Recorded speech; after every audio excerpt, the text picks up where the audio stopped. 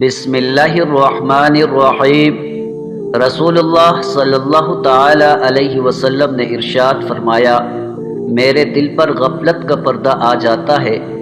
حالانکہ میں اپنے پروردگار سے ہر روز 100 بار استغفار کرتا ہوں۔ حضرت عبداللہ ابن عمر رضی اللہ تعالی عنہ کہتے ہیں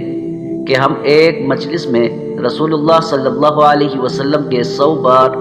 رب اغفر لی وتب علی انک انت التواب الرحیم، ترجمہ، اے میرے رب مجھے بخش دے، میری توبہ قبول کر، تو ہی توبہ قبول کرنے والا اور رحم فرمانے والا ہے، کہنے کو شمار کرتے تھے۔ نبی اکرم صلی اللہ تعالی علیہ وسلم کے غلام حضرت زید رضی اللہ تعالی عنہ کہتے ہیں کہ انہوں نے رسول اللہ صلی اللہ علیہ وسلم کو فرماتے سنا، جس نے استغفر اللہ الذی لا الہ الا هو الحی القیوم واتوب الیہ کہا تو اس کے گناہ معاف کر دیے جائیں گے، اگرچہ وہ میدان جنگ سے بھاگ گیا ہو۔ حضرت عبداللہ بن عباس رضی اللہ تعالی عنہ کہتے ہیں کہ رسول اللہ صلی اللہ علیہ وسلم نے فرمایا،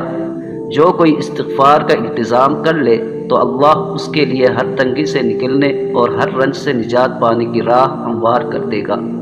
اور اسے ایسی جگہ سے رزق عطا فرمائے گا جس کا وہ تصور بھی نہیں کر سکتا۔